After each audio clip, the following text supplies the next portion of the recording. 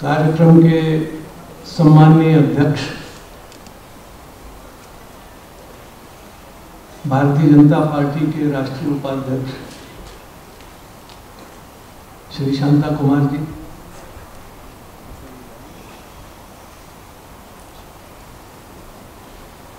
दीनदयाल विचार प्रवाह संस्थान के इन कार्यक्रमों के संयोजक पूर्व सांसद श्री देवदास आत्रे जी, देश के पत्रकारों में और विचारकों में शीर्ष स्थान रखने वाले श्री राम बहादुर राय जी, भारतीय जनता पार्टी के राष्ट्रीय उपाध्यक्ष वर्तमान में सांसद श्री कोश्यारी जी, कार्यक्रम के संचालक श्री रूप चौधरी जी,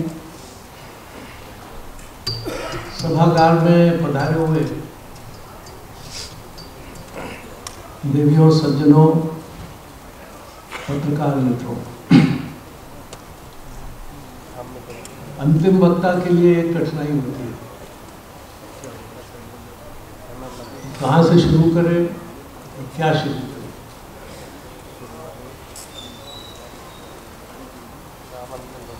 कार्यक्रम के अध्यक्ष को सब प्रश्नों का समाधान करना होगा, मगर अध्यक्ष जी ने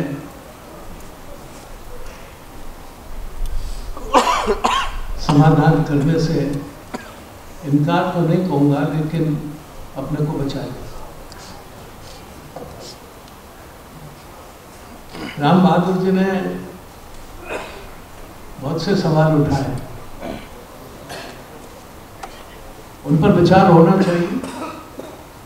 गोष्ठियाँ होती इसीलिए है कि उनमें नए नए विचार सामने आए, नए पहलू सामने आए, लोग विचारवान लोग हमारे बारे में, देश के बारे में, परिस्थिति के बारे में क्या सोचते हैं,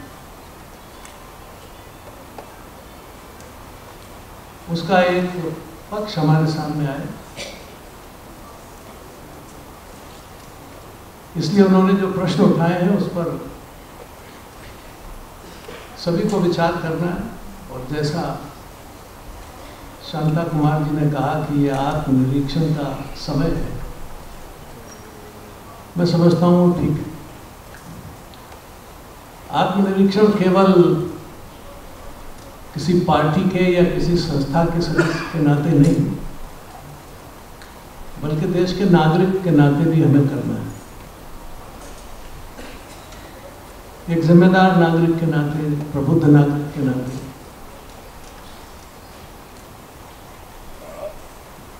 इन सब बातों पर विमर्श होना जरूरी है। आज तो केवल हम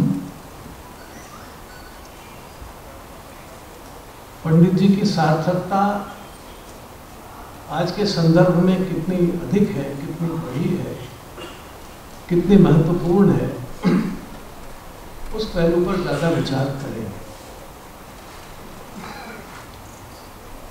सार्वजनिक जीवन में अर्थ शुचिता, उसका एक उदाहरण अभी शांता कुमार जी ने आपको दिया कि दीनदयाल जी की जो राजनीति थी, उसका जो आर्थिक पक्ष था, उसका सोच, उसका मूल तत्व क्या था, बहुत स्पष्ट बताया उन्होंने कि खोटा पैसा नहीं चलना चाहिए, और अगर गलती से एक पैसा भी खोटा चला दिया गया तो देखने में छोटी बात है, लेकिन घाव गहरा करती है। एक छोटा पैसा भी अर्थव्यवस्था को विकृत कर सकता है, एक महत्वपूर्ण बात है। बहुत उदाहरण है उनके जीवन के कि वो उनकी राजनीति के साथ उनकी स्वयं की आर्थिक सोच क्या चलती थी। रेलगाड़ी में सफर कर रहे थे, उसी में राष्ट्रीय स्वयंसेवक संघ के संचालक गुरुजी भी सफर कर रहे थे। एक स्टेशन पर गाड़ी रुकी, गुरुजी ने दीनदयाल जी को बुलाया, बात कर ही रहे थे कि गाड़ी चल पड़ी। दीनदयाल जी उतर नहीं सके। मेल ट्रेन होती है, काफी देर में रुकती है। कई स्टेशनों के बाद वो रुकी, दीनदयाल जी उतरे। डिब्बे में पहुंच के पहली बात उन्होंने ये कही कि टीटीई को बुलाओ। टीटीटी आया, तो साहब क्या समस्या है? बोले मैं इस श्रेणी में सफर कर रहा हूँ, ये मेरा टिकट है, लेकिन अमुक स्टेशन से अमुक स्टेशन तक मैं उच्च श्रेणी के एक सहयात्री के साथ यात्रा कर गया। इस डिफरेंस को मेरे से, इस अंतर को मेरे से, अब तक अगर कहाँ इसको मैं इसकी गिनती करूंगा, कैलकुलेट करूंगा? बोले नहीं, ये तो लेना ही, ये मेरा अधिकार नहीं था। इस टिकट के बरक्स मैं वहां नहीं चल सकता।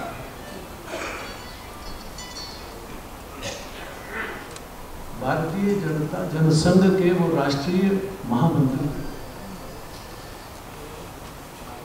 बहुत सम्मान था उनका, और टीटी शायद उनको अच्छी तरह जानता भी होगा। मेरा क्या छोटी बात कर रही है, चले गए। कोई जानबूझ के कोई गलत काम कर रहे थे, मैं नहीं थे, बात करने गए थे, गाड़ी चल पड़ी। मैंने कहा ये पैसा आपको लेना, पैसा दिया, रसीद। तो ये जो और ऐसी बहुत घटना है, मैं जानता हूँ, उनके साथ बहुत दिनों तक काम किया है। तो अर्थ शुचिता, साधन किस कहाँ से पैसा आया और उसका कैसा विनियोग हुआ, कैसा उपयोग हुआ, ये उनकी आर्थिक व्यवहार की, अर्थनीति की बात मैं नहीं कर रहा हूँ, आर्थिक व्यवहार की ये धुरी थी।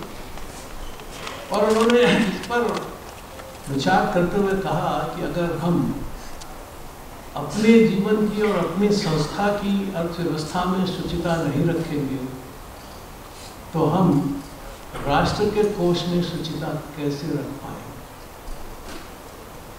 अगर राष्ट्र का कोष संभालना न पड़े, और अगर उससे हटके मान लीजिए छोटा नगर पालिका का कोष संभालना पड़े, किसी राज्य का कोष संभालना पड़े, तो हमारी नीयत क्या होगी? हम क्या व्यवहार करेंगे? अरे छोटी सी तो बात है, 10-20 हज़ार रुपये, फिर वो बढ़ते बढ़ते कितने लाख करोड़ तक जाएगी, वो हमारे सामने। अर्थ के व्यवहार में अत्यंत सावधानी, ये दीनदयाल जी ने अपने जीवन के व्यवहार से हमको सिखाया। वैसे आज 14 सितंबर है, हिंदी दिवस है। अब ये एक संयोग ही है कि आज का एक कार्यक्रम हिंदी दिवस के दिन हम दीनदयाल जी तो हमेशा ये कहना था कि राष्ट्रभाषा, मातृभाषा, ये हमारे विचारों को, हमारे व्यवहार को दिशा देती। भाषा के साथ भाव जोड़े, भाषा के साथ जब भाव जोड़ते हैं तो व्यवहार उसी के हिसाब से। मुहावरे, जिस भाषा को हम बोलते हैं उसके मुहावरों से हमें बहुत कुछ दिशा मिलती है, दूसरे से नहीं मिलती। मैं जब पढ़ता था तो अक्सर अंग्रेजी का एक मुहावरा, raining in cats and dogs, ये सुनने को मिलता था पढ़ने को मिलता था।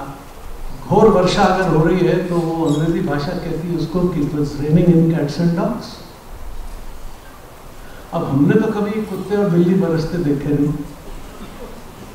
भारी से भारी बारिश हो उसमें ओले पड़ते तो देखे हैं, पेड़ उजड़ते तो देखे हैं, बिजली कड़कती देखी है, छतें टूटती देखी है, मगर बिल्ली और कुत्ते बरसते हमने नहीं देखा। आप में से किसी ने देखा हो तो बताइए। मैंने अंग्रेजों से भी पूछा कि भाई ये कहाँ से आया मुहावरा, तो उन्होंने कहा कि देखिए ऐसा है कि मुहावरे का उद्गम बहुत पुराना है।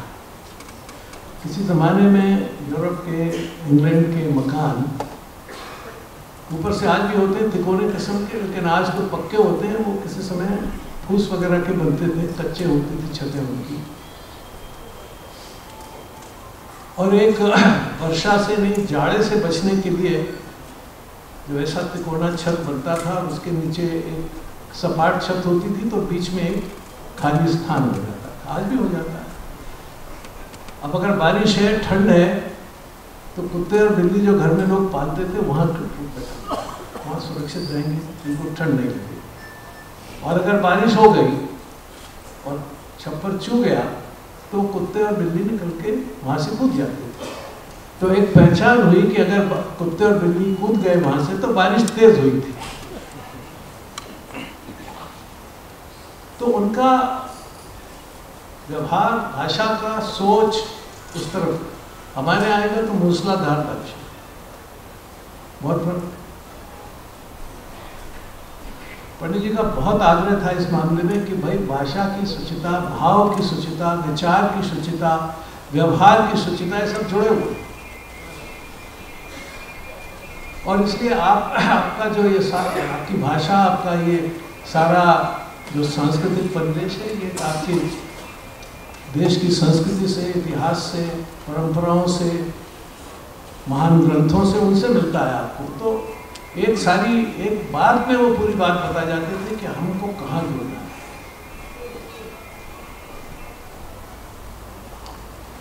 आजकल कहा जाता है कि राजनीति में सब कुछ चलता है, बिना पैसे के नहीं चलेगा। पंडित जी कहा करते थे तो ठीक है, राज का मूल वित्त है।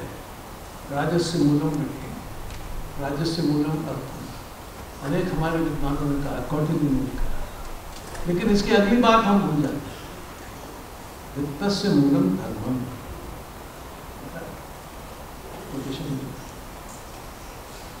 ये धर्म, ये सबका मूल है। जब आप धर्म रहित हो जाते हैं तो फिर वित्त और राज रह जाता है। उसका मूल क्या है, उसका उद्गम क्या है, वो कहाँ से जाता है? क्योंकि जब वित्त का मूल धर्म है तो धर्म से कमाया हुआ राज्य का धन वो ठीक है। राज्य को धन की आवश्यकता है, राजनीति को भी धन की आवश्यकता है, जीवन में भी हर एक व्यक्ति को धन की आवश्यकता है, मगर कितनी और कैसे, ये बुनियादी बात उन्होंने बताई कि भाई राज के लिए, राजनीति के लिए, दैनिक व्यवहार के लिए हमें धन की आवश्यकता है, मगर उस धन का आधार धर्मपूर्वक कमाया हुआ धन, धर्मपूर्वक वितरित किया। ये जो बुनियादी बात है, जब आप इससे हट जाते हैं तो अधर्म से कमाया हुआ धन अधर्म में ही खर्च होने वाला धन, तो फिर शुचिता का सवाल है। उसमें फिर शुचिता गौण हो जाती, कोई मतलब ही नहीं होता। और धर्म का अर्थ या कर्म कांड नहीं है। धर्म का अर्थ तो वो नियम है, सनातन नियम है, जिससे मानव समाज की, समस्त सृष्टि की अवधारणा होती है। जब आप उन नियमों के विरुद्ध चलते हैं तो अधर्म होता है और उससे भारी नुकसान होता है।